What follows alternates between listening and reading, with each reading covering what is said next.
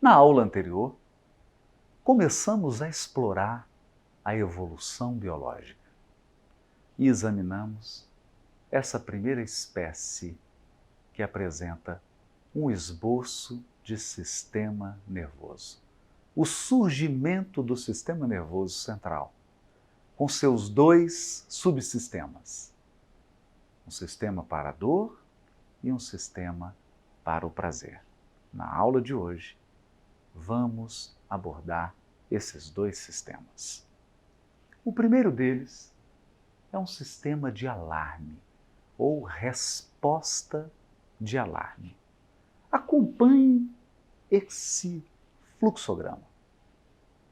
Quando o estímulo ambiental, que pode ser químico, luminoso ou tátil, ou seja, quando algo encosta na hidra, quando a temperatura da água muda, quando substâncias químicas de um predador se desprendem e chegam até a hidra, e ela capta essas substâncias químicas, ela esboça uma reação, uma resposta. Detectado o perigo, a resposta é de alarme. Porque ela já memorizou, ela já tem gravado no seu sistema nervoso aquilo que pode prejudicar. E essas memórias gravadas no seu sistema nervoso são transmitidas geneticamente.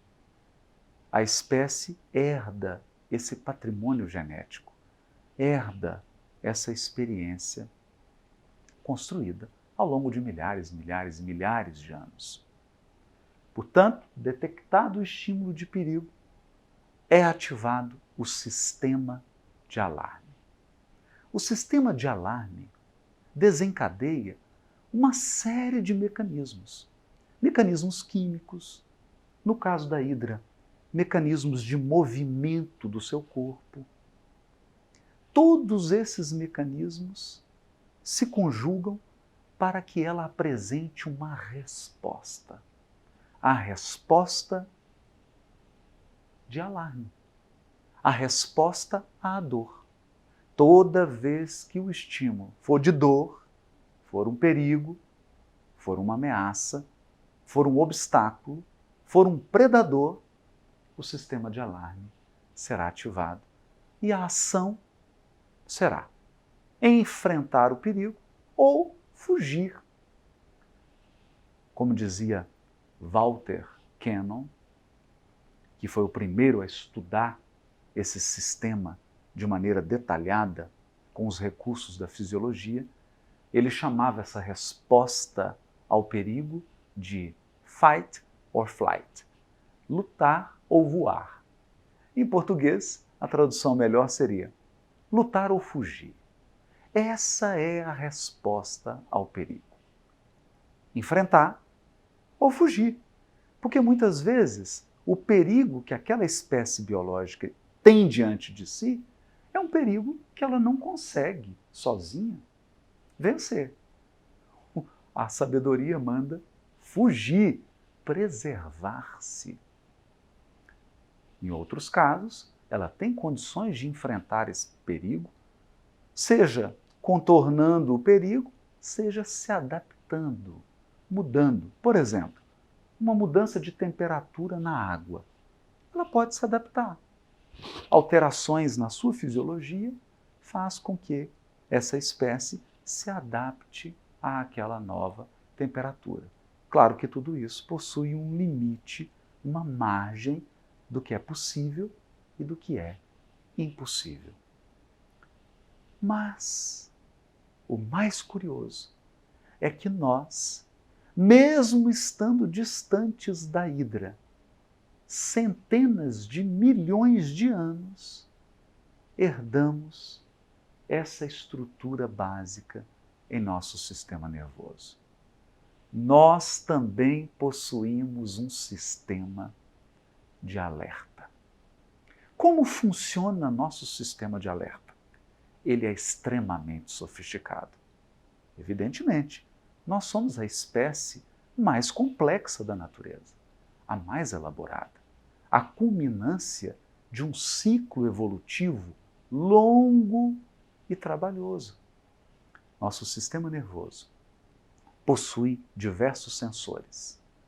Sensores visuais, auditivos, paladar, olfato, tato. Sensores internos que nos informam das condições do nosso organismo. Sensores para a dor. Sensores químicos. Tudo isso nos capacita a fazer uma varredura no ambiente. Toda vez que nós detectamos um perigo, o sistema de alarme é ativado. Quando o sistema de alarme é ativado, em milésimos de segundo, nós esboçamos uma reação. Essa reação é automática. Ela envolve aspectos hormonais. Uma série de hormônios são liberados em nossa corrente sanguínea. Essas reações envolvem neurotransmissores, substâncias que possibilitam a comunicação entre os nossos neurônios. Mas não só. Reações também musculares. Por quê? A resposta ao perigo é lutar ou fugir. Para isso, nossos músculos precisam estar preparados para enfrentar ou fugir do perigo. Toda a nossa fisiologia se altera. Nossa pupila dilata. Os batimentos cardíacos se aceleram. Começamos a suar. E esse suor na pele aumenta a condutância elétrica. É possível medir isso. Aliás, essa é uma das bases do detector de mentiras. Ele mede essa condutância da pele para revelar se a pessoa que está contando algo, está dizendo alguma coisa, está sob o efeito do sistema de alarme. Se ela está insegura, se ela está estressada, se ela está preocupada, se ela está ansiosa, porque isso é um indício de que ela pode estar mentindo naquela situação concreta. Qual a importância de estudarmos esse sistema de alarme? Bom, se você disse estresse e ansiedade, você acertou. Estresse e ansiedade é o sistema de alerta. O sistema de alarme funcionando em nosso organismo. Toda vez que detectamos um perigo, seja real ou seja percebido, porque eu posso imaginar um perigo. Um perigo pode ser a maneira como alguém fala comigo. A maneira como eu percebo e interpreto essa fala, a maneira como eu interpreto a face de alguém, a expressão facial, as atitudes, determinados comportamentos, eu posso estar interpretando de uma maneira completamente equivocada. Mesmo assim, se eu interpretei aquela atitude como perigo, meu sistema de alarme será ativado. Isso significa que a minha glândula suprarrenal vai produzir cortisol, o hormônio do estresse. Isso significa que meu batimento cardíaco vai se alterar. Isso significa que a minha musculatura vai se contrair. Isso significa que eu vou liberar noradrenalina e outros neurotransmissores que vão preparar o meu organismo para fight or flight, lutar ou fugir, enfrentar o perigo ou fugir do perigo. A questão aqui é que nós não estamos mais na idade da pedra. Nós não somos mais seres primitivos que precisavam correr de dinossauros, que precisavam correr de outras espécies, porque outras espécies queriam nos devorar. Os perigos da vida atual são todos de ordem psicológica. É o trânsito, é o relacionamento afetivo, é o relacionamento no trabalho, é a maneira como eu encaro a vida, a maneira como eu percebo a minha individualidade, como eu me sinto no meio onde eu vivo. Tudo isso pode ser interpretado como perigo. Eu posso estar sentado no sofá da minha casa, assistindo Netflix, comendo uma pipoca, e meu sistema de alarme ser ativado. Simplesmente porque eu lembrei de uma reunião que eu terei no fórum. O simples fato de imaginar aquela reunião, o simples fato de imaginar uma determinada situação ou alguém, ativa meu sistema de alarme. Se o sistema de alarme for acionado repetidas vezes, se nós construímos um estilo de vida, ou se nós apresentamos uma dinâmica psíquica e psicológica que ativa a todo momento o sistema de alarme, nós ficamos estressados.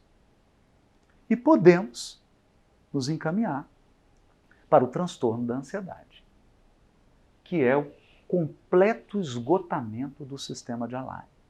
A pessoa fica por tanto tempo com o sistema de alarme ativado, ela fica por tanto tempo em alerta, por tanto tempo ela fica preparada para o perigo e para a ameaça, que ela não consegue voltar. E o que isso causa? Distúrbios do sono, distúrbios alimentares. A pessoa começa a comer muito ou comer muito pouco, muito ou nada. Ela começa a dormir muito ou dormir nada. Ela começa a ter queda de cabelo, alergia, síndrome do intestino irritado. Uma série de problemas fisiológicos que dizem respeito à hiperativação do sistema de alarme. O sistema de alarme tem tudo a ver com estresse e ansiedade. Na verdade, a palavra estresse, tecnicamente falando, significa ativação do sistema de alarme. Nós temos um estresse que é positivo, que é quando o sistema é ativado e ele precisa ser ativado. Nós precisamos reconhecer perigos e ameaças. Mas o estresse se torna perigoso quando o sistema de alarme está no auge, está no limite. E a ansiedade, que é quando o sistema de alarme passou do ponto, está totalmente sobrecarregado e começa a apresentar distúrbios para aquele organismo, para aquele psiquismo. Veja, da hidra aos problemas de estresse e ansiedade. Aos poucos, nós vamos compreendendo a nossa dimensão afetiva. Na próxima aula, vamos falar do outro sistema, que também revela muitas surpresas.